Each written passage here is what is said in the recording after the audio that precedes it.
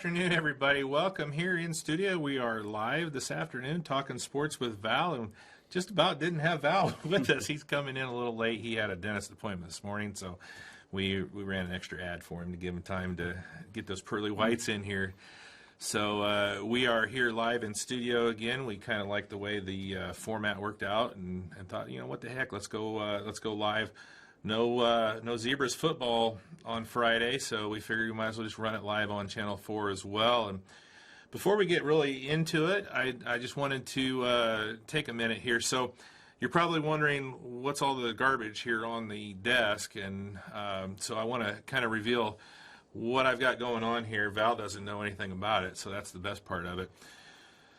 So when you have Christmas, yeah, early Christmas, early Halloween. Yeah, it is sort of. There's no dead body under there, so we're okay there. But so when a player reaches the 1,000-point milestone with scoring baskets in basketball, or say volleyball, or kills or digs or assists or whatever like that, they stop the game, they give them a ball, and they say congratulations.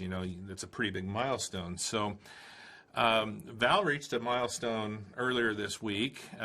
Writing wise, he didn't score 1,000 points, or he didn't have 1,000 assists or anything like that. But in the 14 months that Val has been here with RTC, he has wrote 1,000 blog stories. So I thought that is something that needs a little bit of a congratulations, kind of a memento. I said I can't give him a game ball. So what do I give him? So I got to thinking, and this is what I came up with. Oh, wow. And if you can't see it at home, this is the game typewriter. And I put the story. It happened to be a Pioneer football story that was number 1,000. I put that in there for him. Thanks to Paul over at WROI, and actually he said to thank Sue Bear because she hoards, and their stuff's still there. Okay. I asked him yesterday when I was there, I said, do you have an old typewriter laying around that I could have? He's like, well, how old do you want? I said, the oldest one you got. And so he went back there, and we dug out this gem, if you can see it there. And then on the back, I wrote you a little note. I said, congratulations, Val. Blog story number 1,000, October 26th, 2021. Outstanding, yeah. So there's your game typewriter. Outstanding. It's great. So we're gonna keep that here, and then Val you can take that home, put it in your trophy case, or you can you can put it in your office. And there is a little bit of rust in the roller, but I cleaned it up the best I could. I don't know that it's got a live ribbon in it or anything, but that's okay. It brings back to mind really nothing. I can't say it really brings back to mind anything. Thankfully I was born in the word processing era, but yeah, I think my parents will really appreciate this as well. I figured this was what you started on. Yeah. No, not a little bit. Not quite. But yeah, it's a nice memento. It's I was either that or a cure for carpal tunnel syndrome. That would be good. But this is the next best thing. Yeah. Well, I figured if you think about the math of the 1,000 stories in 14 months or so that he's been here, that's a lot of writing. And I don't know if you ever sat down and wrote a story. The thing is that it's not, you're not doing secondhand writing. Most of the time you're at the game, you're at the match, you're at the meet, just like you were on Saturday at New Prairie. You were at the cross-country semi-state, wrote the story based off of and then you've been calling games as well, plus we do this show every week. Even with just the writing, that averages out. If you go into 6 days a week, that averages to about 3 stories a day. And if you drop that down to 5 days a week, then you're looking at 4 to 5 stories a day.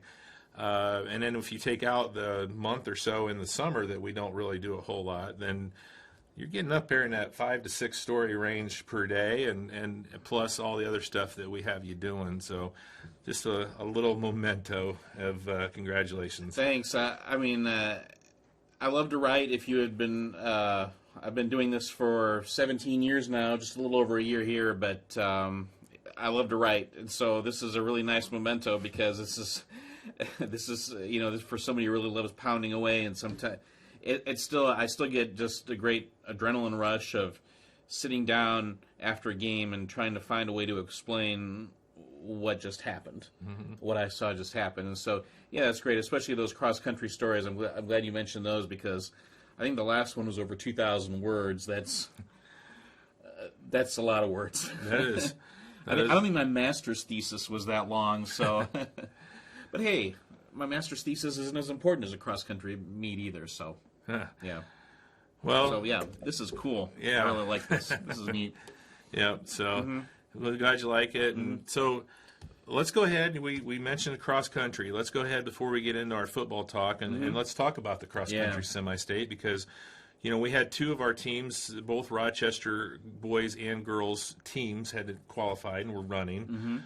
So tell us what happened up there. Well, of course, the top 6 make state, but in the case of the boys, they finished 17th and the girls finished 8th. So both of the teams' seasons came to an end, but Madeline Callaway finished, I believe, 10th overall and 4th among individuals on non-advancing teams. The top 10 individuals on non-advancing teams make it, so Madeline made state again. She ran 19:34. What a clutch performance by Madeline, her best performance of the season. And, it was just her 5th race of the season. She had been, I think we had talked a lot about how she'd been dealing with stress fractures all year. She didn't run for the first time until the last weekend in September at Culver Academy. What a job. I mean, I think her previous season best was 20:07, but, even Madeline, she talked about how much she appreciated running this time. I mean, that she didn't take anything for granted anymore because of having to deal with the injury. And, she had gone through this rehab. It involved running on an anti-gravity treadmill. Oh, wow. Okay. That was part of her rehab, and she takes the strength and conditioning class. Clint Gard is her teacher, and she said that she had worked out a plan and basically just executed it. And she had not beaten Abby Jordan of Mechaniqua, who won the TRC. She had beaten Madeline every time they had run this year. Beat her conference and regional, and I think maybe at Culver Academy as well. This was the first time all year Madeline had beaten Abby. And, that second mile at New Prairie is so tough because you go up that hill. And again,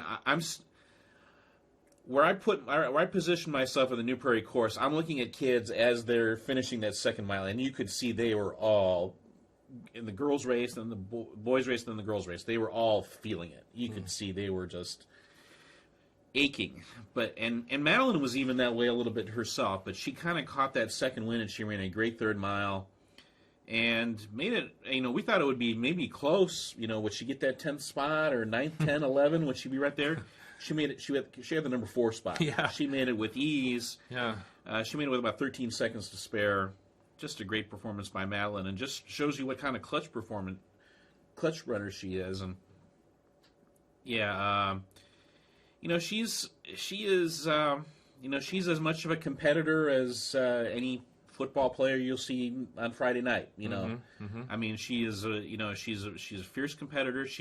But I think she also said she took some time. Like I said, she took some time to kind of appreciate the fact that she was healthy. Like she said, I'm going to enjoy myself no matter what. And right. She really did. And it was just a great performance to make state 3 years in a row is just an incredible accomplishment, especially with that competition.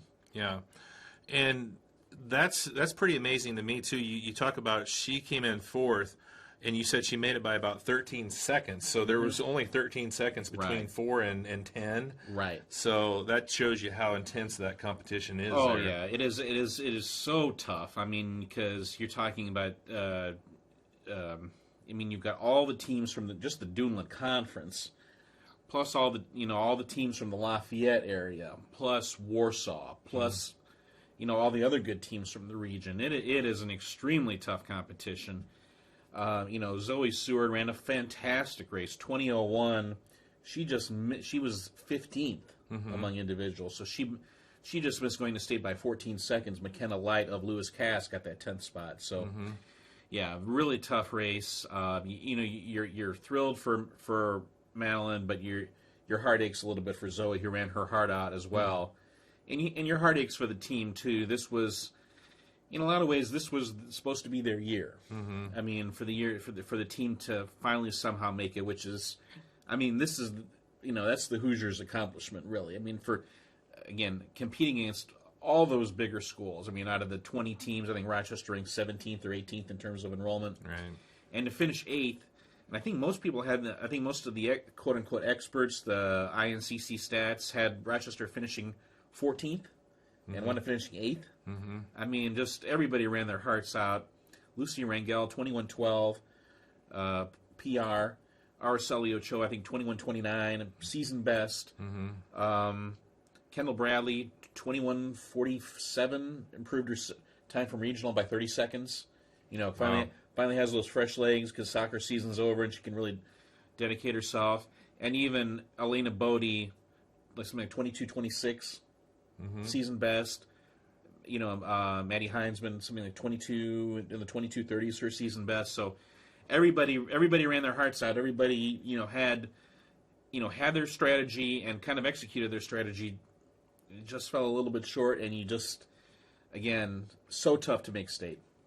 And you talk about them finishing 8th. How many points out were they from that 6th spot? About 50. Yeah. About 50. But, and again, if Madeline had run a PR and Araceli, but again, you can't, Araceli Ochoa, who had also been out for most of the season with a stress fracture, but again, the courage that those girls run with, but it's just,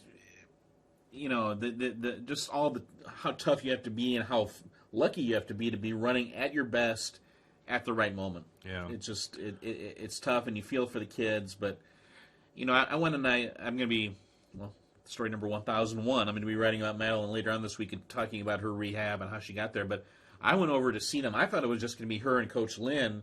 Like, the whole team has been running with Madeline the whole week, even though they have nothing to run for. Right. But they want to keep pushing her and that's keep supporting your teammate. But and it was interesting. Madeline was telling me, and again, I don't want to give away too much of my story, but Madeline told me that she started out. Madeline, as many of you know, was born in Richmond, moved to the Kokomo area when she was in elementary school, moved to Rochester around 7th grade, or middle or 6th, 7th grade, middle school, and she did gymnastics as. Growing up in the Kokomo area, and again, another case of an athlete doing gymnastics and have it helping her out in another sport, and so I'll be talking about that in my article too. But that was I've heard so many stories about kids, and it's not just cross country. It's they do gymnastics and they wind up doing volleyball, gymnastics and they wind up doing basketball, gymnastics and they wind up doing track. Long jump, high jump, and just another case of because they get that strength and that flexibility, even as little girls, and it kind of pays off down the road. Yeah.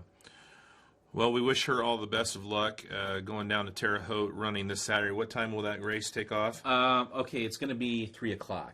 3:00. They were spacing. They still want some social distancing between the boys' race and the girls' race, so it'll be. I think noon for the boys and 3:00 for the girls. So they're kind of okay. They're going to divide it pretty good space in between there. Yeah. So and the boys did a nice job too. I think most people had them predicted to finish 18th. They wound up finishing 17th, 17:25. I think for Peyton Hyatt. Dylan Steininger ran in the 17:40s. Chris Rohr in the low 17:50s. Wes Steiner, I think 18:09, 18:08 PR. Yeah. Adrian Ochoa got under 19 minutes, 18:55. That's a really good sign that you got, because for so many kids, they get dead legs by the end of the season, and these kids were running, young guys. Wes is a sophomore, Adrian's a freshman, running their best at the end of the season. Reese Johnson, I think, ran 19:48. He's just a freshman. Lane Shank ran 20:15. So that's a good sign that, their training was paying off by the end of the year. So how many of the Rochester kids are seniors then for both? Girls, Madeline and Elena Bodie. Okay. In fact, Madeline credited Elena for getting her started in cross country. Yeah. Elena said, "I need somebody to run with. You should give this a try." This was when they were 7th graders. Yeah. And boys, Peyton and Dylan. Okay. Chris is a junior, Wes is a sophomore, and so they'll have a pretty good, team coming back then next year. And Peyton just a great leader. Yeah. Just a great leader. We talk about leadership in football and basketball, but Peyton was a great leader. Yeah.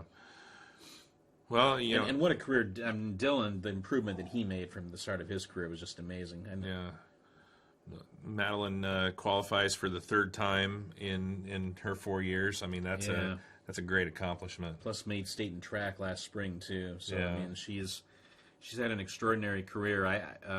Hasn't made up her mind yet as far as college is concerned, though. Mm-hmm. She said, "I'm bad at making decisions." Yeah. But there are many teams, coaches very interested in her. Yeah. Well, that'll be great. So she'll be running around 3 o'clock on Saturday down at Terre Haute, and I'm sure you'll probably be there. We'll see. Okay. But good luck to Madeline. Now we had some other individuals from our schools that had qualified as individuals. That was the 2 teams were Rochester's.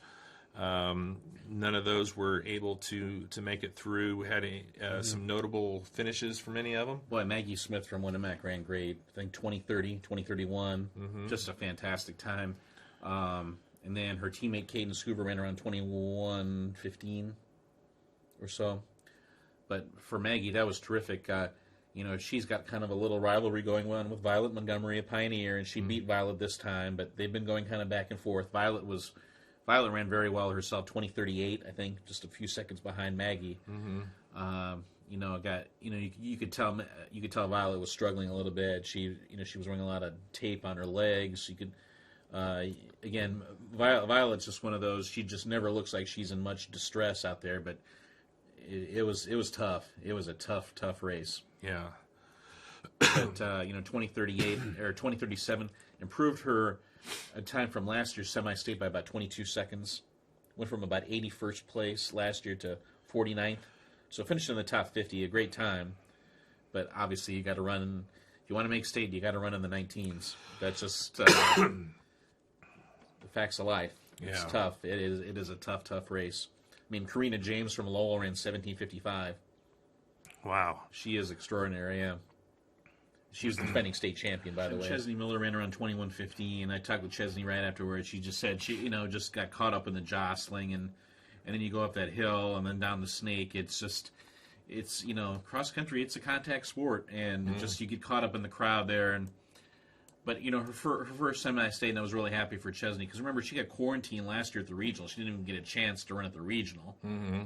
And I think she would have had a good chance of making semi-state last year as a freshman. So at least she had a chance to run. And then boys' side, I wanted to mention Colby Wagner. I think ran 17:29, ran a really good race. Colby ran really strong, really consistent pace throughout. He just kind of kept going and just didn't.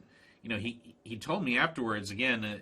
He showed me his spike mark right above his knee. Again, contact sport. Wow. But really had a nice run. I think that was the best he said the best he'd ever run at New Prairie before. Mm-hmm. So, and especially in that crowded field, that was just a really nice performance by Colby. Mm-hmm. And how far out was he? Missed going to state by about 45 seconds, but a really good run though. Mm-hmm. He was right behind Peyton Hyatt in that crowd that was just kind of flying by there. Mm-hmm. But and then Austin Digg, I think ran 17:54, around 101st place. A little disappointing day for Austin. Again, I just think he got caught up in the crowd again. Mm-hmm. That pack, I think there was something like between like 17:15 and 18 minutes, there was something like 85 runners that crossed in that span of 45 seconds. Wow. I mean, it's just a wild scrum of people as you cross the finish line. It's not like a sectional or a regional. Mm-hmm. There's not a lot of space to go, and I think Austin maybe got kind of caught up in that pack. And I think he's going to be a guy who will just, with that extra experience, will benefit from last. Because that's certainly, I'm sure, from Austin's standpoint, he wishes he could do that again. I mean, he's run in the 17:20s. To run in the 17:50s is a little disappointing for him. And he's fairly young, right? Yeah. Still got another year. Okay. So yeah, congratulations to all, and we hope that the state run for Madeline goes well, and any prediction expectations as far as down there go. Well, I think it's top 25 make the all-state team. Top 25 individuals. I'm sure that's what Madeline's shooting for, but that'll probably take something in the 18s to get there. Yeah. Madeline hasn't run that fast this year. She hasn't run it in the past. She ran 18:51. 18:51 is a PR set at semi-state 2 years ago, but that's going to probably take something in that range. I don't know if that's kind of within her means, within her capabilities at this point, but we'll see. Yeah. For coming back from an injury and not getting going until, almost the last week of the season, that was, really amazing for her to have the run that she did and to make it to state again. So. Yeah. Just it was a great story, and for her and for Araceli to get back and to be able to run the way they did. Yeah. Well, you ready? We'll jump into some football talk. One note. Mallory Hyatt was named the NCCAA Runner of the Week. I believe it. She is a sophomore at Grace College. She's a Rochester grad. She ran 18:20 over 5K the other day, which is the same distance as a high school. 18:20. I think Mallory's career PR in high school was like 19:03. Yeah. So she shaved 45 seconds off her best high school time. Yeah. I mean, Mallory is just, and of course, Mallory made state herself in cross country, and she's just a phenomenal. Yeah, she's a sophomore now. Yeah, sophomore Grace. Yeah. And Brian Hernandez Rios, the Caston grad, is the number one runner on the Grace men's cross country team. Right. He had I think he was the NCCAA boys runner of the week. So. Right. I retweeted that. Yeah. Because that was. And it's just amazing because Brian was never the number one runner at Caston. He was behind Mitchell Rams. Well, yeah. I mean, there's a good reason there. He was behind Mitchell Rams the whole time, but he's had a spectacular college career. Yeah. Is he a junior then? He's also a sophomore. He's still a sophomore. Yeah. Okay, I thought he was a year older. So, yeah, that's really good. I mean, for Grace to have those two runners, I mean, they got a good running program over there, and so just a really good school. I mean, I can plug that school as much as I like because it is. It's just my oldest daughter graduated from there, and I would recommend it to anybody that wants a good education and a great college environment. So. Not getting paid for that either. So let's move on. Let's talk some football, and let's start off obviously with the Rochester Zebras. And unfortunately for the Zebras, their season came to an end on Friday night against LaVille. But it didn't happen without a fight. I mean, you really got to look at the way the Zebras played, and there's a lot of good things to build on for next year. Oh yeah, I mean, it was an end, but in a lot of ways it's just a beginning as well. And you feel bad for kids like Marshall Fishback and Antonio Schlosser. This was the lucky break that we thought might be the sign that this could be their night when Deming fumbled and somehow Lucas Plummer couldn't recover it, and Gavin McKee did recover it at the 2-yard line, and then they scored on the next play. You thought, well, this is the night, but most of the lucky breaks after that, well, the breaks evened out. Let's put it that way. Yeah, they did. Yeah. I still think the big play was the kickoff return by Owen Smith for a touchdown to start the second half. I think they were hoping. It sounded like talking with Coach Schaefer. They were trying to catch LaVille off guard. Thinking that it was going to be a pooch kick because basically every kickoff prior to that had been a pooch. Even going back the past several weeks. So that we'll kick it deep over their head, and LaVille was ready to go. And hey, good teams like LaVille, they're always good on special teams. And LaVille was just, their special teams play. They had the better of the special teams play when you talk about punting, when you talk about the fake extra point that turned into a 2-point conversion, when you talk about the kickoff return. Those were all big plays. And then I think I don't know if they wore down Rochester, but I think they were more. I don't know if they were more physical than Rochester was maybe expecting, but I think I would say they gave the Zebras. That's one of the big advantages Rochester has had for the bulk of the season was their offense and defensive line would wear down the opponent. And I don't know that LaVille necessarily wore down Rochester, but Rochester did not wear LaVille down. Yeah, I would say so. Well, that's impressive because LaVille had one senior on their entire roster. I mean, that is a young LaVille team, and Plummer is only a sophomore, and Smith is a junior, and DeWitt's a junior. I mean, they're as good as they are. Again, I know LaVille's got a game to prepare for against Bremen this week, but boy, LaVille's going to be really good. They're going to be they should be a top 10 team to start next year. Yeah, they're going to be a tough out this year, and they're going to be really good next year. You know, we keep talking about that sophomore class. You know, we talked about Shue and Shively over at Triton. Plummer, I mean, throw him in that mix. He's a great all-around player for LaVille, and you know, he did a lot of really good things for the Lancers on Friday night. He's just a strong, rangy athlete, and he's hard to bring down in the open field. And he's got good. He moves well. He's got good speed. He's got a good arm, and he's only going to get better. Yeah. You know, we talked about it in the pregame with, you know, Coach Haustrauser.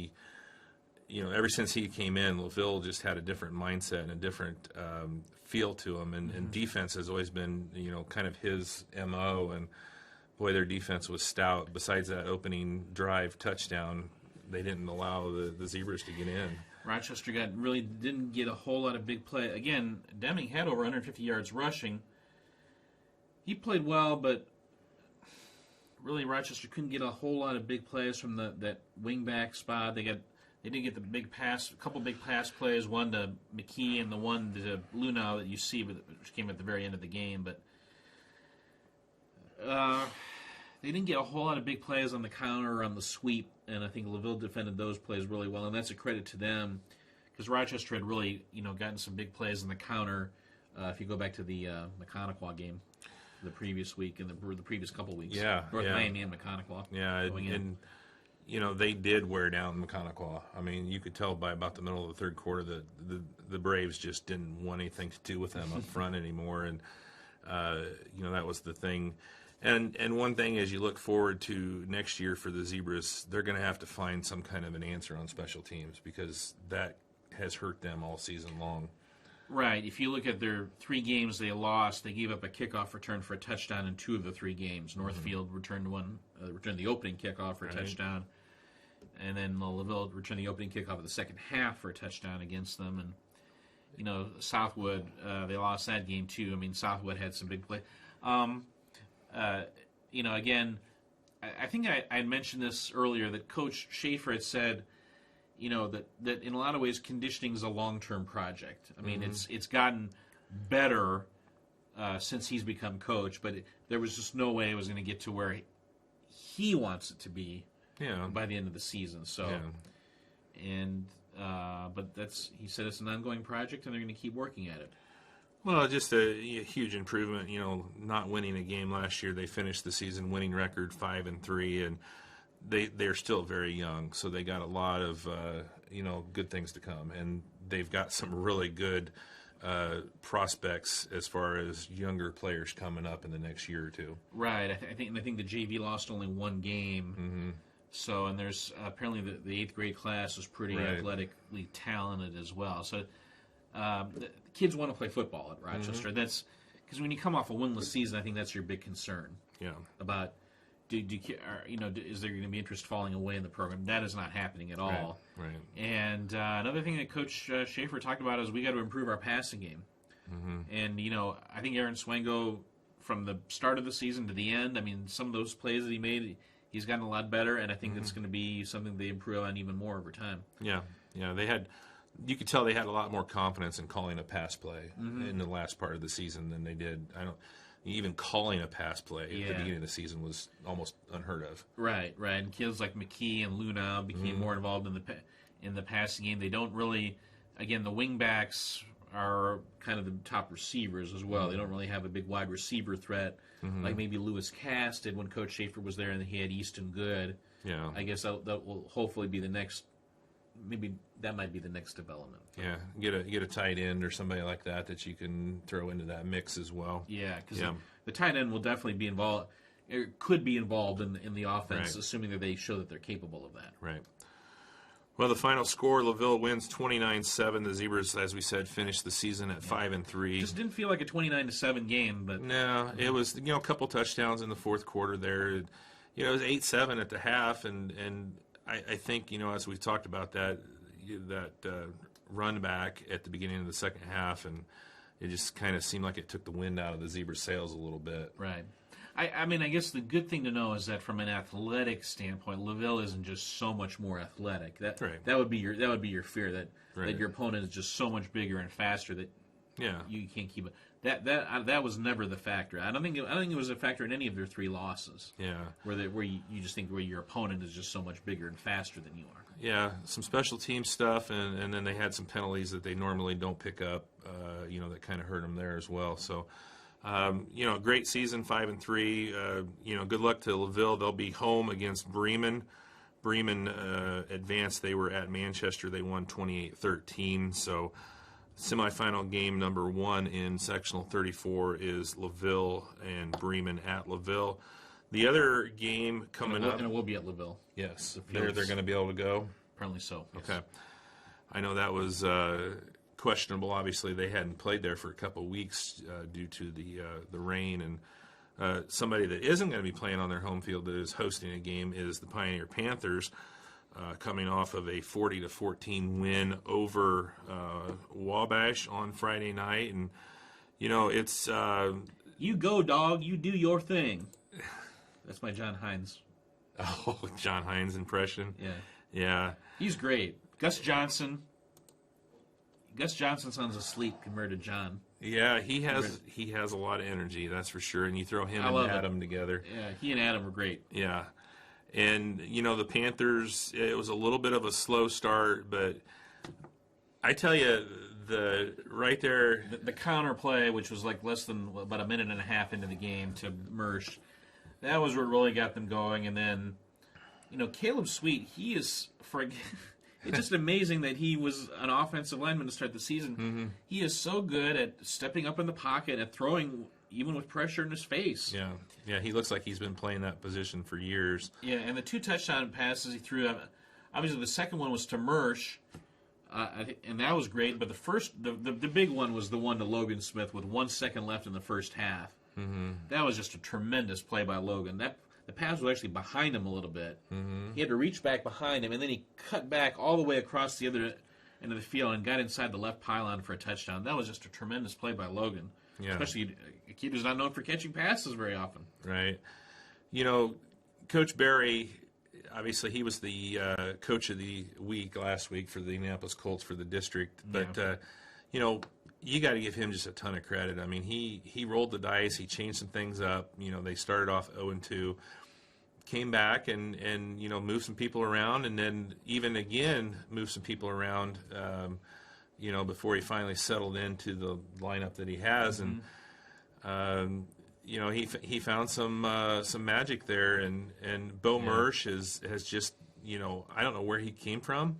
Mm-hmm. But he's been spectacular over the last 5 or 6 games. If I had told you before the game that Pioneer would have 2 100-yard running backs, but neither of them would be Brock Robinson, mm-hmm.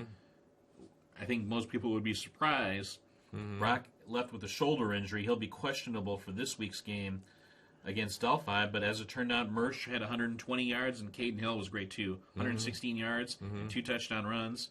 And Caden is he's kind of that he can be a guy you can rely on those short yardage situations. Yeah. He's one of those that, he was the starting quarterback for a team that made it to semi-state last year. He could have put his head down, could have pouted about losing his quarterback spot. Mm-hmm. Didn't do that. He instead has relished the role that they've put him in, and he's done great. He's been terrific on that jet sweep mm-hmm. and those off-tackle plays. I think you put one of those numbers on him, 5 or 15, right? You got to play that wing back, right? Mm-hmm. Yeah, it's required out of that position. Yeah. Here's the touchdown catch by Logan. First of all, he had to reach behind him, and then he ran all the way across to the other end of the field and got inside. And that's when John got excited, and I got excited watching it too. You do your thing, dog. Was that the first time John got excited? Because that's second quarter, so I doubt it. Yeah. Here was the 70. Here was the 70-yard touchdown pass from right to Trevor Daughtry. Kind of a crossing route, and he took it all the way. But Again, I think it was 26-14 after 3 quarters, but Pioneer kind of wore down Wabash in the 4th quarter. Yeah, scored the last 2 touchdowns and ended up winning 40-14. But 26-14, that's still, you're looking at that and you're like, oh boy, Wabash is hanging in there. And right. I mean, Isaac Wright, he's only a sophomore, and Daughtry's only a sophomore.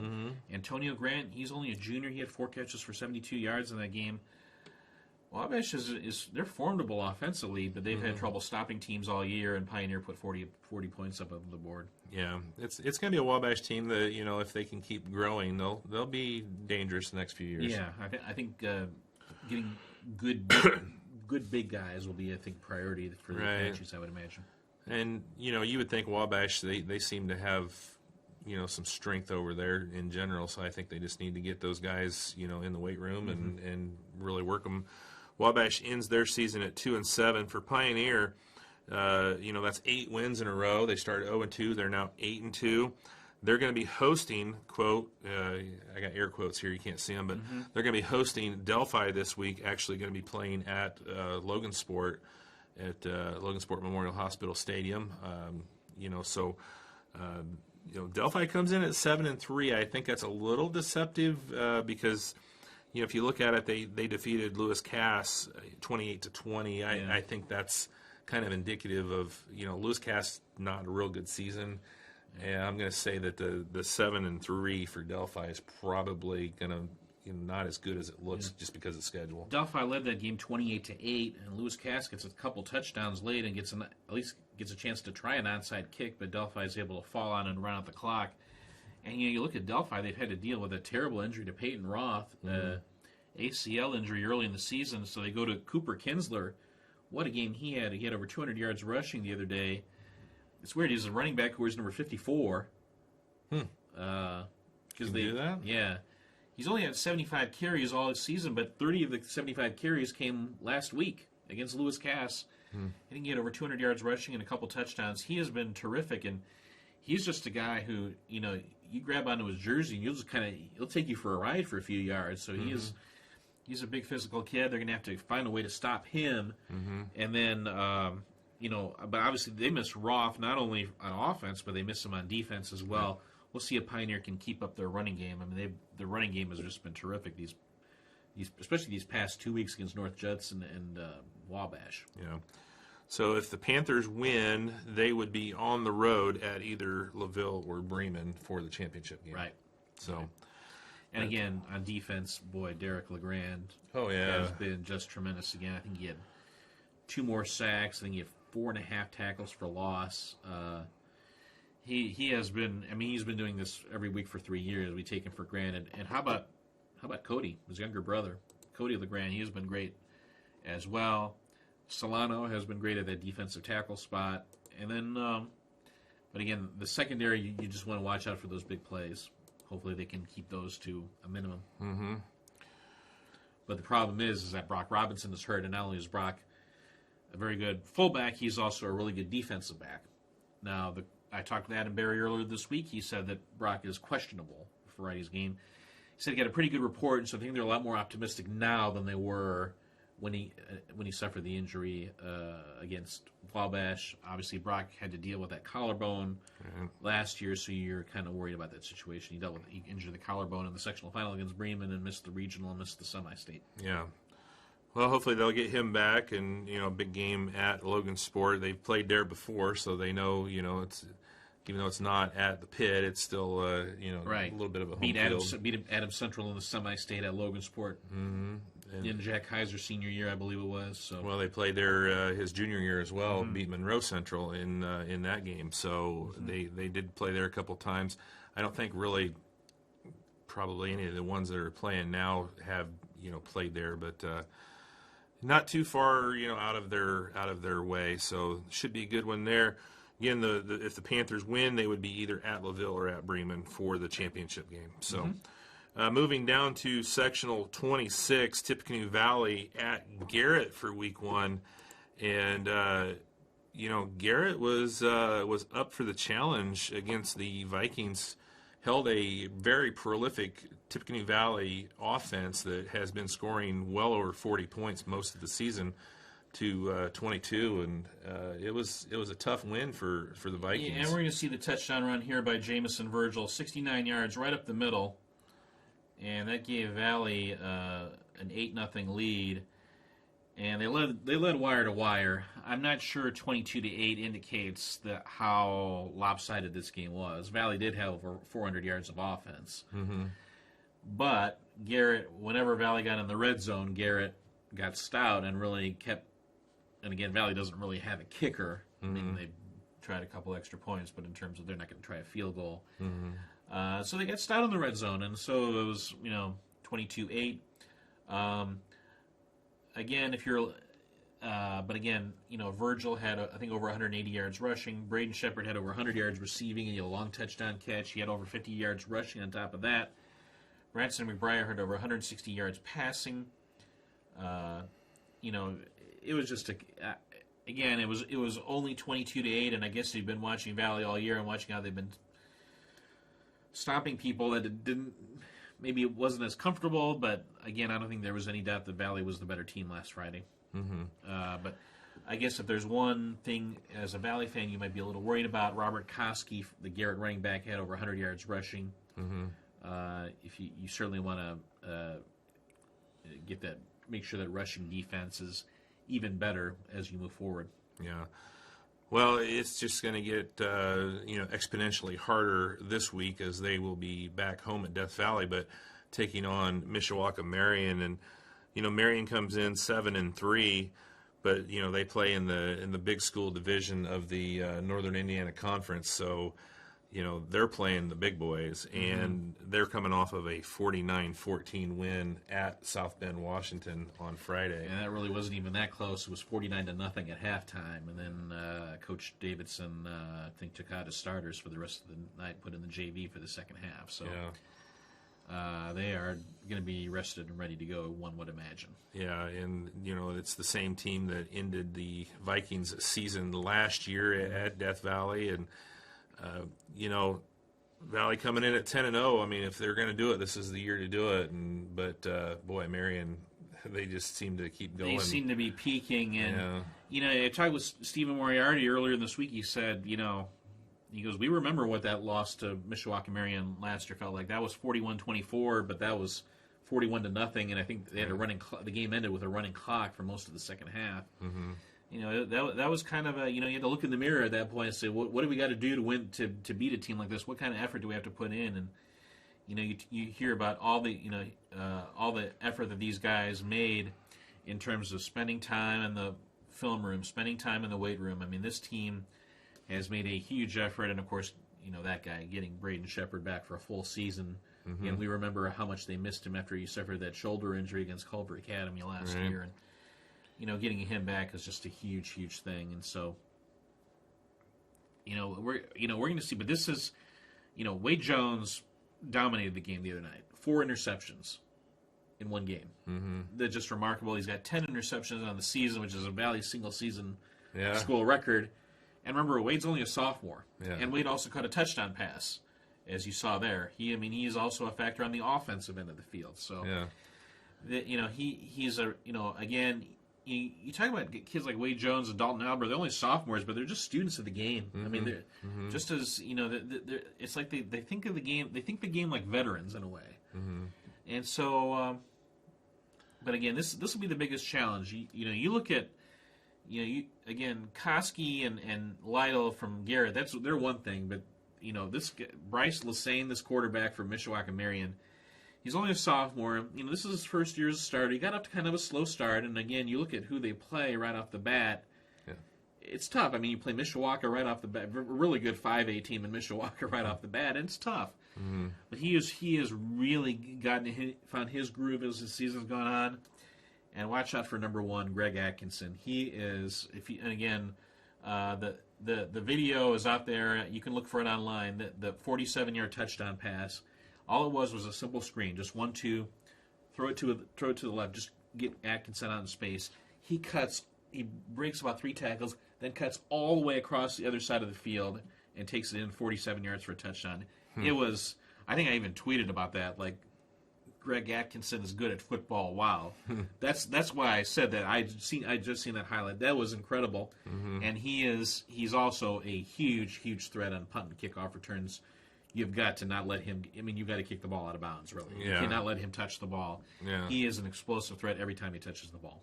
Just if you have a kickoff, just kick it out of bounds and start on the 35. I think he might have to do that. He is explosively fast, and he is a great receiver. And then they've got Mishawaka Marians are a really good defensive team as well. They've got those two linebackers, Stefano Sete, he wears number 77, and then Murphy is their other linebacker, number 10. They are big time linebackers. I mean, this is going to be the best linebacking group the Valley's seen as well. Yeah. Well, it'll be an interesting matchup. We'll be up there. I'll be up there with our Valley crew and join the legendary Drew Thompson. If you didn't catch the story, Ink Free News, did you see that? The story they did mention your name. So Drew's awesome. Yeah, talking about Drew, and it's really cool to see those kids.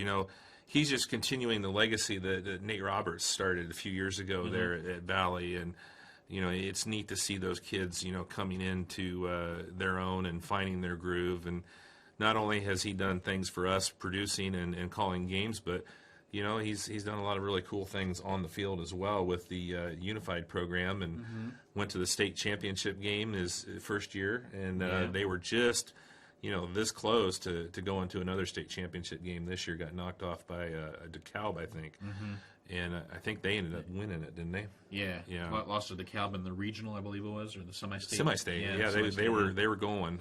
It was the game to go to state. So, so Valley will take on Mishawaka Marian. And then in the other half of the bracket for sectional 26, it will be John Glenn at Jimtown. If Tippecanoe Valley wins, they will be at home, right? Right. They get another home game if they beat Mishawaka Marian. So that would be, really cool to get a sectional championship game. It's been, what did you say, 1993 was the last time Valley was in a sectional final. 1992 was the last time Valley actually won a sectional. They won a sectional in 92, yeah. So we'll be there with that one, and looking forward to seeing how they can perform. It's going to be a tough one, obviously, with a very, very good Mishawaka Marian team coming in. Yeah, but again, the explosiveness of the Valley offense we saw last week, and they're going to need some explosive plays. I don't know if you can necessarily grind out drives, but it's fascinating. I really don't know what to expect. Yeah. Yeah, it's one of those that let's just go and let's see what happens. Yeah, because. It could be the best game that we've ever seen Valley play, and they could get the business. They can take care of it. So we'll be up there. So moving down to sectional 41 play, South Central, who knocked off Caston in week 1, will take on Culver at Culver Community. So South Central 5-3, they beat Caston 40-6. Yeah. South Central started 0-3, and they won 5 in a row since then. Yeah, they really and South Central and Culver normally play pretty early in the season. That was one of the games that Culver was quarantined for, so they have not met. That's what's the weird thing about sectional 41. Both of those games, neither occurred during the regular season because of quarantines, because of COVID reasons, and now they're both happening on Friday. Typically, it would be the second meeting for both of those games, but it's the first. So Culver coming off of a win against South Newton, and you would think, okay, they gave up 34 points. Man, what happened? But they scored 68. They just happened to set a school record for points in a game, like 68. Right. Yeah. So I didn't get to see that one. They ended up having to record that, but there was not a lot of defense, I'm assuming.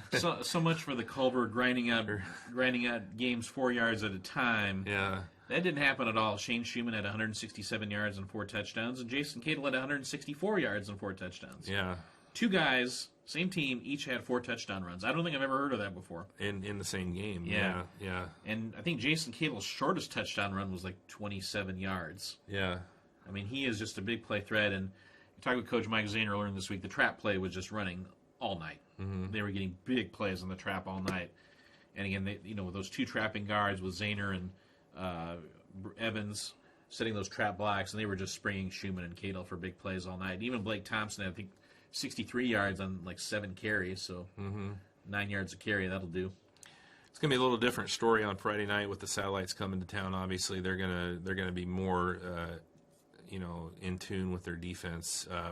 What do you see happening for the Cavaliers? I think Culver's going to have to get a player or two in the passing game. I know we've talked about it a lot that Tucker Fisher's been passing the ball more. I don't know if you can. I mean, again, Culver did not complete a pass against South Newton. They didn't really have to try one. But I think they have to at least attempt one against South Central, get them off balance a little bit. You look at South Central. The Hogan kid had a huge game, 223 yards and 4 touchdowns against Caston last week, and then they've got he's more of their kind of the quick guy, the tailback type, and then number 48, Tony Guevara, he is a big fullback type. He is a horse to try to tackle. So they've kind of got that nice kind of 1-2 combo, kind of the quick guy and the big guy. And then if you give them too much respect, then they got number 1, Jacob Ohman. Watch him at wide receiver. He's a really good receiver. And he might even be a bigger factor as a linebacker. I talked with Mike Zane earlier this week. He said that Ohman really stands out for his defense. He goes, when he gets his hand on you, you go down, and he does not miss tackles. So that is going to be it's going to be an interesting game. This looks like it's going to be kind of a low-scoring game. Yeah. I don't see Culver getting quite as many big plays, but who knows after. Well, their confidence has to be sky high. Oh, absolutely, yeah. I would say it'll be playing those defenses again. It goes to show you how tough the defenses are in the Hoosier North Conference. I would say it's going to probably be somewhere in the 20s, I would say. I wouldn't think there would be too many more points than that as far as the winning team goes.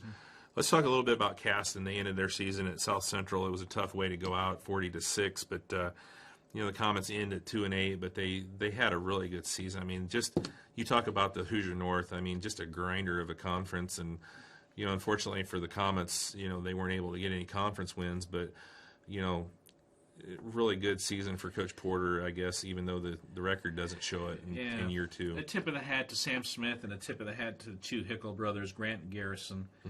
They both played their hearts out for Caston, but South Central did a nice job of holding Sam Smith in check the other night. Grant Hickle had a couple nice runs, and again, they had kind of an arrangement where Schaefer and Grant Hickle were both spending time at quarterback, but again, it was 26-0 at halftime, and that's not a place where you want to be if you're Cass because you just don't pass the ball that much. Having said that, Josh Sullivan, 3 catches for 111 yards, and he really came. So he really came on again. We've been kind of saying this about Cass for a while. Again, things will get a lot better once their numbers increase. Well, hopefully, I think they addressed 22. Yeah, and I saw there's some light at the end of the tunnel for them. I think because they have a youth team, junior high team that has been doing some really good things. I think they won the Cass County Youth League 3 years in a row now. It said so, possibly some help coming. Yeah. So. It's tough, obviously, at a small school like Caston. A small school that has football and soccer. Yeah. Culver tries, Culver does that as well. And, I can remember when it was my freshman year at Culver when they decided that they were going to add a soccer team. And, they had a lot of success right away out of the gate with the soccer team. And it kind of left us, shaking our head a little bit as the football players. But, it does. When you have 2 sports that take 11, and you have, probably 100 boys in the entire school, that's tough. Yeah. So, kudos to them for keeping, going with that. And, at the same time, they also have a good cross-country program. Blair Zimmerman does a great job with that. So, for a small school, they do pretty well. And I've always been impressed with the facilities at Caston. I mean, for a small school like that, they've got great facilities. So, the Comets end their season at 2-8. Culver will be taking on South Central in one semifinal. In the other semifinal game, it's the game we've been waiting on. The rematch that isn't a rematch because the first game never happened, and it's going to be North Judson at Winnemac, and for those 2 teams, North Judson was kind of the favorite going into the season, the sectional championship game last year. Winnemac pulled out the upset and won the game. Now a year later, the shoe's on the other foot, really. Yeah. So what can Winnemac do? Judson had a first-round bye because Lake Station didn't have enough kids, I guess, for a team, so they forfeited. So you got a Judson team coming into Winnemac off of a week off, and then you got a Winnemac team. Of course, they didn't have a real tough game against West Central. So Winnemac beat West Central 48-14 last week. It was 42-0 at halftime. Coach Hendricks pulled the starters, so they did not play at all in the second half. I asked Coach Hendricks about the field conditions at Winnemac. He was not great. He said it's not great, and there's more forecast of rain on Thursday and Friday. In fact, I think it should be raining at game time, so it's a problem. In fact, he said that they looked at other options, but Pioneer beat them to the Logansport Field. Winnemac asked about the availability of the Logansport Field, and it was not available. Pioneer got there first. So yeah, I was at Logan this morning doing testing, and I was talking to Brian Strong, and he said that they got a call from Winnemac, and he offered a Saturday, which I don't know if can you do that on a sectional or not, but he did offer it for a Saturday. I think so, yeah. But they decided let's go with Friday at Winnemac, and Pioneer beat him to the punch. So the key here is going to be Hayden Clark. He was incredible. I mean, five touchdown runs in the first half the other night against West Central. So can he keep it going? They got big plays in the running game from Russell Compton. They got big plays in the running game from Jaden Jones. But Winnemac didn't really have to pass the ball against West Central. They were running the ball at will. I don't know if you can do that against North Judson. North Judson's just too tough defensively. I think you have to make a few plays in the passing game, whether you go to Bentel or Heater or Jaden Terry, Jaden Terry has really been Russell Compton's favorite weapon in the passing game all year. Make some kind of passing plays. Again, there's no doubt Winnemac, there are plays that are in the back of the Hendricks playbook that are waiting to be unveiled in this game that North Judson maybe hasn't seen, I would imagine, especially in the passing game. Defensively, again, we've talked about Cheyenne. We've talked about Cheyenne Allen of North Judson all year. He is a threat as a runner. He's a threat as a receiver, and he is one of the top punt and kickoff returners in the state. We saw him return a punt for a touchdown against Valley earlier this year. He is a big threat in special teams as well. And then, there's a lot to prepare for when you prepare for Aldrich Harper, their quarterback. Harper, he can hand it. He can hand it off to the fullback, or he can keep it himself on the option, or he can pitch it, or he can throw it deep, usually to Allen. So, the Sanchez kid is a good receiver as well. So there's a lot you have to prepare for as you get ready for North Judson's offense. Defensively, we've talked about Brendan Benson all year. He's 300 pounds. He is a big-time force. They'll move him around the defensive line. They'll force Winnemac to communicate, hey, where is he, to maybe see if he can avoid a double team. But when Benson occupies a couple of offensive linemen, that lets their linebackers roam free and make tackles. Yeah. And the Frazier boys are really good linebackers. Harper's a good linebacker as well. We don't talk about him as a defensive player. He's good. Yeah. Well, it's going to be an interesting game. Obviously, North Judson 6-3, Winnemac 8-0. Did not play in the regular season. That was a Winnemac quarantine game. Yeah, it's 14-8 in last year's sectional final, and I would be surprised if there are many more points scored than that in this game. Yeah. This has low scoring game written all over it. Yeah, and this is like we said, kind of a flip flop of what we had last year, where Winnemac went to Judson. Judson was the favorite. Winnemac knocked off Judson. This year, Judson going to Winnemac. Winnemac is the favorite. Will we have a opposite of what we had last year, or will Winnemac, pull out the win? And this is kind of the quasi sectional championship game. You got to feel like whoever wins this game is going to have a huge advantage in the championship game against either Culver or South Central. The one time I saw North Judson play in person this year was against Valley. Valley was their defensive linemen were able to penetrate and get in the backfield and keep Judson's running game from getting going. Judson didn't score an offensive touchdown in that game. We'll see if kids like Olds and Schultz can penetrate and cause havoc in the North Judson backfield in this game. And of course, we're talking about Hayden Clark as a running back. He's also a terrific linebacker. Yeah, they've just got playmakers up and down the lineup as far as Winnemac Warriors go. Yeah. And they're loaded with seniors, 22 seniors. Right. So this is the year to do it if they're going to do it. We talk about what Caleb Seymour does on that offensive line, what Jackson Radebush does on that offensive line. This is a team that's loaded with men. And Russell Compton's one of the best DBs in the area too. He might have the defensive assignment on Allen. Mm-hmm. And he's the one that can handle that because he's got the size and the height to keep up with Cheyenne and the speed. Yeah, so that's going to be a fun kind of game within the game. Yeah, still planning on going over there. That's kind of the plan, yeah. Yeah. Okay. I told Tim, and you talk about you were talking about John Hines and his excitement. Well, Tim and Shay and those guys over there, they get super excited as well, and we just got to keep them focused. If you go in there, keep them focused, right? Make sure they don't get off of the football game too far. So, any other football? It'll be a lot of fun when we go up there. Yeah. Any other football you want to talk here before we take a break? Oh boy.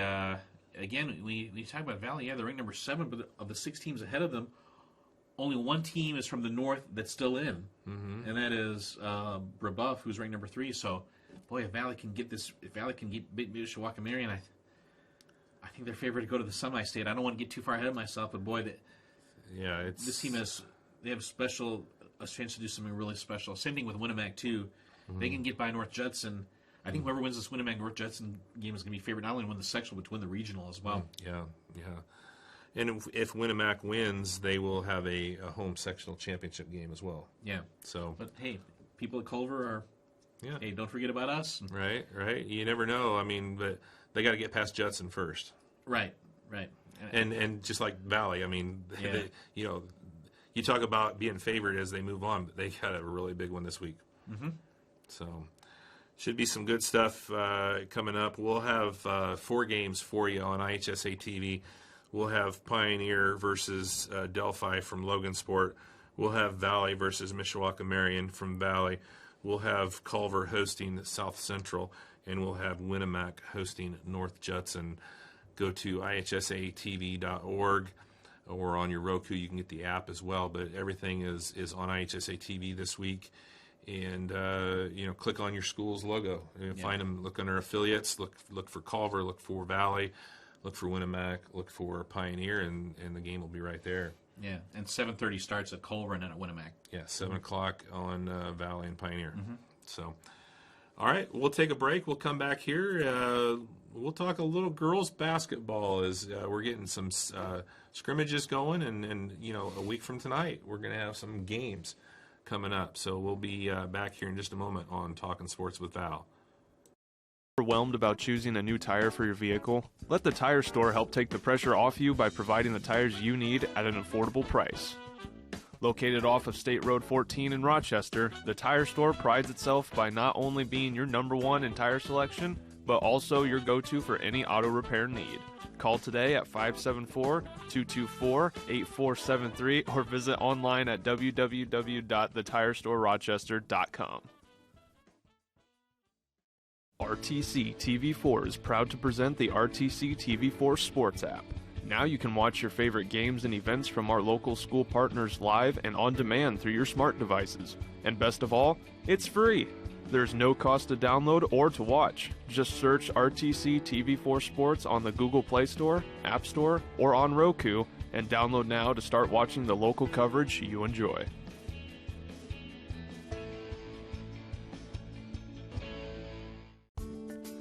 The lawyers and staff of Peterson, Wagner, and Perkins LLP are here to provide the highest quality legal and professional service for their clients, presently and for the future. From estate planning and trust, to adoption and family law, to appeals, probate, and more, Peterson, Wagner, and Perkins has the knowledge and experience to serve you now and in the future. See a full list of services online at petersonwagner.com.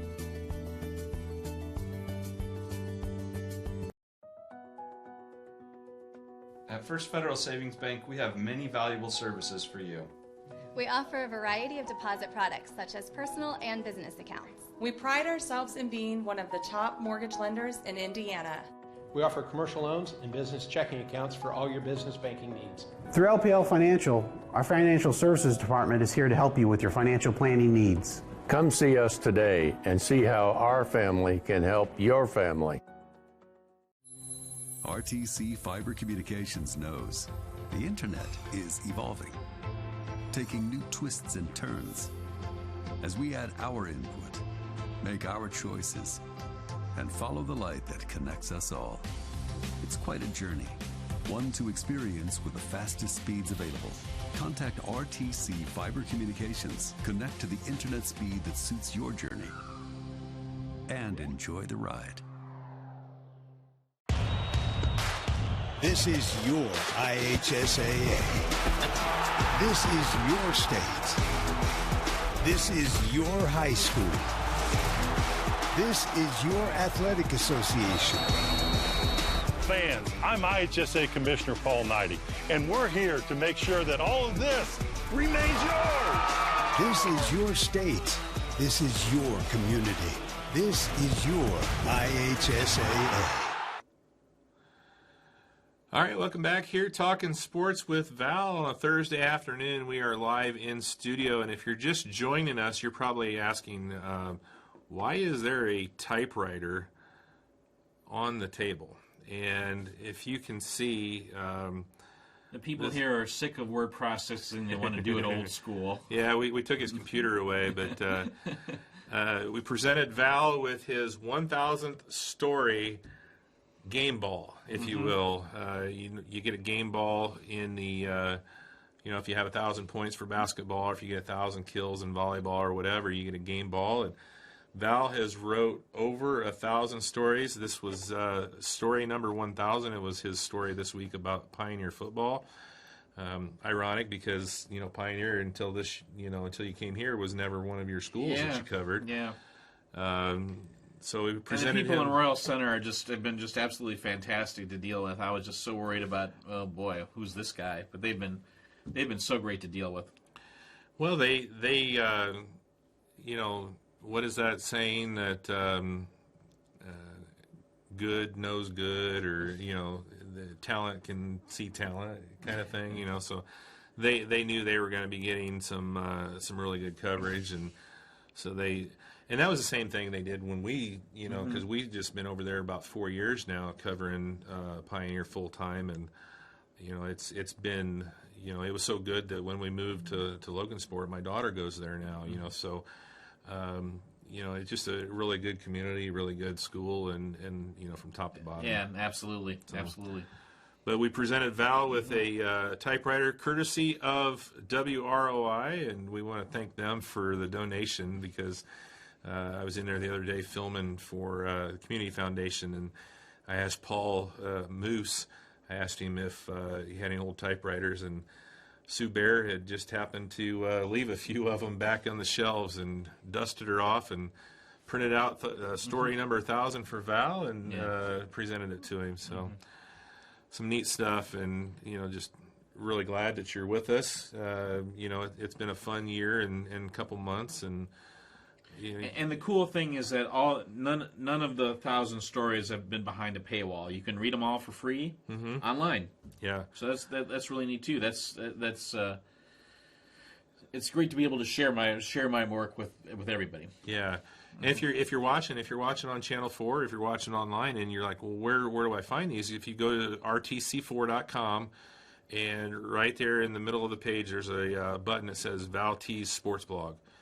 Click on that, and you can find them all. They're all right there. And, the neat thing, too, is that most of them are first-hand accounts of games and events. Right. Right. Exactly. I'm not typing up many press releases. This is firsthand, shoe leather reporting, and it's something I just absolutely love to do. Yeah. It's a good thing because you do a lot of it. So if you didn't like it, you would be in a world of hurt there. So. We talked a little bit earlier about cross country. We've talked about football, as we've got 4 teams still in action coming up tomorrow night.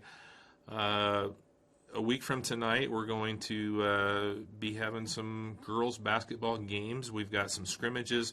Winnemac has already had their scrimmage. We don't really know how that went. We've got Caston going to Tippecanoe Valley tonight for their scrimmage. We've got Rochester headed to Oak Hill on Saturday for their scrimmage. So girls basketball season is getting ready to get into full swing here in about 7 days with games. So Let's just kind of go around the horn. You're going to be heading up to Argus here in a little bit for the signing for Lizzie Edmonds. She's going to be signing to go play next year at Holy Cross. Tom Robbins, the coach at Holy Cross, former girls basketball coach at North Miami. Yeah. Former boys basketball coach at Wabash. And he was the Ancilla girls basketball coach. Coached for a at time. Ancilla for a time, yeah. That's So he's very familiar with this area. He's a tireless recruiter. Yeah, and he's really gotten some, he's picked up some big recruits over the last couple of years. He got Grace Adams from Penn, among some others that he's, been able to get up there at Holy Cross. So a pretty good get for Lizzie to go, and a pretty good get for Tom to get Lizzie to go. Yeah, and, Argus had a really great summer. I saw them play over the summer, their alumni game. That alumni game turned out to be a really kind of key scrimmage for the current Lady Dragons, and they're a really interesting team moving forward. Not only with Lizzie, but with you've got some experienced guys with Bella Stultz and Emma Dunlap. Very high hopes for Argus this year. Yeah, and it was a tough start for them last year. Obviously, I think they were 0-7 out of the gate, but they finished really playing strong. An absolutely brutal schedule. Right, and the funny thing was, not funny, but normally it wasn't a brutal schedule, but last year it turned into one. Caston was so much better last year than they'd been. Bethany Christian was better. Triton. I mean, just it turned out to be a really tough start. And of course Scott Jennings coming in didn't really get a summer the year before with the COVID and everything like that. And so now coming in off of a really good finish to their season last year, they've got a great crop of seniors, to throw in with some really good juniors. And then, there's going to be some younger kids probably get some time on varsity as well. You saw Samantha Redinger. I think the Pioneer game was kind of her coming out game last year.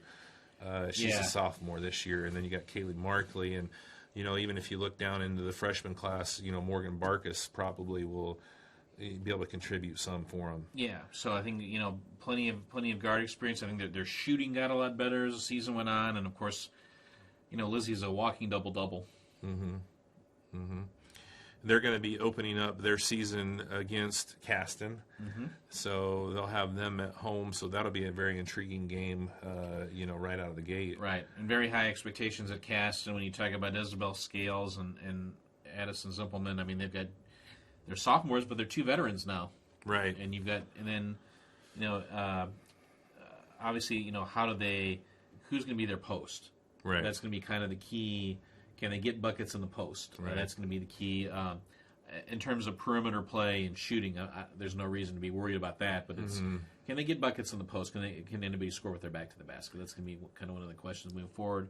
And with Coach Douglas, I mean, you saw the emphasis they put on defense last year. They locked teams down, and they just compete so hard on the defensive end, and that's something we hadn't seen. It was just a new culture at Caston. Yeah, and I'll be curious to see how they do that moving forward. They're in a 1A sectional without Pioneer this year, but they are in a 1A sectional with North White, right? And the sectional is at North White, and so we're kind of wondering, in a lot of ways, this whole season is going to be, how do you compare with North White? Right. Moving over to Culver, how are they going to manage ball handling without Madison Shedrow? Yeah, that's going to be the key question. You've got, it's going to be a nice mixture of young players and veteran players when you talk about girls like Alina Pizer and Kenzie Banks down low, but then you've got, some of the younger kids who might have to take on more of a ball handling role. Well, it seems like we talk about every year with Culver going back for over a decade. We talk about decades. Who's going to handle the ball? Can they get the ball up court without turning it over? Can they just get into their offense? Yeah. We saw they made signs of progress last year. Again, there's more structure with Shane Lowry and Brett Barrett running the show there, and just how can they will it be kind of a jumping off point where they finished last year? Can they use that as kind of a jumping off point this year? And they're going to probably rely on some of those young kids that we saw, doing some things in the freshman class with Bryn Barrett and Overmeyer and some of those. Pew. Yeah. So nice group of athletes, nice group of young kids, freshmen. They're probably going to get tested, thrown into the fire right away. Right. Yeah. Right. But that's that 1A sectional is a tough sectional with Argus and OD and Triton. They will be hosting it though. But they will be hosting it. Yeah, so it's one advantage for them. So as we move down the list, we're just kind of going in alphabetical order here. Pioneer, obviously coming off of a 1A state championship. They're going to be playing in 2A this year. You look at it, they graduated 3 starters, but if you think about it, they almost have 5 starters coming back, which, how do you do that? But, they've got Baker coming back off of a year that she missed. She was a starter the whole season the year before. You've got Ashlyn Brooke. If she can stay healthy, she's obviously, high D1 caliber player. And then you got Maggie Steffel, who started games last year for them before kind of losing her spot to Brooklyn Borges. And then, of course, you got Brooklyn Borges, and then you throw in Haley Kripe. I mean, that's not a bad way to start. Mm-hmm. Again, what I learned covering Pioneer girls basketball last year was kind of, it's not, the structure that they have is not, okay, on this play you go here and you go here. It's more like rules. You follow the rules of the Pioneer system. You follow the rules of Coach Brooks' system in terms of how they ran the lanes. It was just a wonderful. It was really wonderful basketball to watch. How will the rules change at all this year without Olivia Brooke and Madison Blickenstaff? How will the rules change at all? Yeah. Another question I want to know is, how is Belle Blickenstaff doing? Because Belle, was out for volleyball sectional. If she can come back anytime soon, that would give them another. I don't think she's. You know better than I do. I don't think she's going to be able to play at all. I think they're looking for maybe softball. Oh boy, that stinks. Yeah, so that's because she did have surgery. Oh, I hate to hear that. Yeah, so unfortunately, I think she's out, and Brooklyn Borges has been battling an ankle injury that she suffered at the end of volleyball season as well. So they're going to have a tough test coming right out of the gate. They're going to be opening up against Tri-County, who's got some really good young players. Another thing I want to know about Pioneers: will they be as defensively versatile as they were last year? Last year they could just come out and man you, or they could come out and they play that 2-3 zone, or that 3-2 zone, which they jokingly called the 33, because it almost seemed like there were 6 players on the court. Right. Because when he put Haley Kripe, I mean, we talk about Haley as an offensive player. I think she was second in the state in 3-pointers, but she's also an incredible defensive player. Yeah. She's just a one-person press. Yeah. And so, how will she be deployed defensively? That'll be key moving forward. Yeah, they're gonna miss. It's the combination of Blick and Brooke. They're gonna miss that. Obviously, their passing was just high-low post and across the paint, and everything was just unbelievable. And obviously Joe Walker with her defense, and she was just one of those girls that you just couldn't take off the floor. Right. I mean, she just played so good defense. She was so fundamentally solid. And so will they be able to space the floor more this year, especially if Ashlyn's healthy? I mean, with Ashlyn and Kripe, I mean, most teams would love to have one 3-point shooter like that. Pioneers 2. Yeah, if they can keep Ashlyn healthy, and should be a good season. So. Real quick here, because we're running out of time. So Rochester, coming off of back-to-back sectional championships, it's not going to get any easier for them this year as, Pioneers now in their sectional. You still have Carroll, who's going to be tough as nails. You got a really up-and-coming Lewis Cass team. But, Coach Jennings, this is a really, really good team. They got a class of juniors that, we saw them when they came in as freshmen. They just changed the culture. Yeah. Should be a really good season for the Zebras, too. Rochester just has all kinds of depth. They've got all kinds of 3-point shooters, and they've got, 3 really good post players. When you talk about Scorso and Jackson and Lexi Thomas, who had a great summer. But you've also got 3-point shooters, with Hottishell. Riley Holloway is a move in from Valley. This team has got a lot of offensive weapons. It's going to be, Sydney Hawes. Rochester's got, Coach Jennings, Brian Jennings is going to have a lot of decisions to make in terms of allocating playing time. And we got Callie Watson and Cammie Burkett. You've got 2 defensive specialists too. And he's got a good group of freshmen. I've been really impressed with the freshmen coming in. They're going to probably stay with the JV program, but to see the program just keep reloading like this, and really tough schedule right off the bat. North Judson, I know North Judson doesn't have Lillian Fraser, but they're going to be. I still think they're going to be pretty solid. Then you go to 2 Cast and and you've got Northwestern and Northwood. Yeah. Those are your third. You get those two teams.